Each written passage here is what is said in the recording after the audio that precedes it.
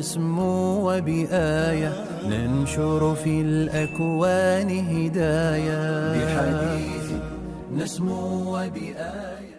الحمد لله. السلام عليكم. அன்பிற்குரியவர்களே, பாதணிகளோடு தொழுவது இந்த சுன்னாவும் பலரும் அறியாத ஒரு சுன்னாவாக இருக்கிறார்கள். அல்லாஹ்வின் தூதர் ஸல்லல்லாஹு அலைஹி வஸல்லம் அவர்கள் பாதணிகளை அணிந்த நிலையில் தொழுதார்களா என்று அனஸ் ரலியல்லாஹு கேட்கப்பட்ட போது அவர்கள் ஆம் என்று சொன்னார்கள். எனவே பாதணிகளை அணிந்து தொழுவதும் ஒரு சுன்னாவாக இருக்கிறது. மற்றும் ஒரு செய்தியில் அல்லாஹ்வின் தூதர் குறிப்பிட்டார்கள், நீங்கள் பாதணிகளை அணிந்து தொழுது யூதர்களுக்கு மாறு செய்யுங்கள் என்றும் குறிப்பிட்டார்கள். எனவே அன்பிற்குரியவர்களே, பாதணிகள் சுத்தமாக இருக்கின்ற போது அதோடு தொழுவதென்பதும் ஒரு நபி வழியாக இருக்கிறது. நமக்கு அவ்வாறு தொழுவதற்கான சந்தர்ப்பங்கள் உருவாகலாம். அந்த சந்தர்ப்பங்களையும் பயன்படுத்தி கொள்ள வேண்டும்.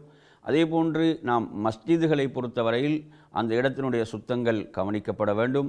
அதே போன்று இந்த சுன்னாவும் நடைமுறைப்படுத்தப்பட வேண்டிய ஒன்று என்பதை நாம் மறந்துவிடக்கூடாது.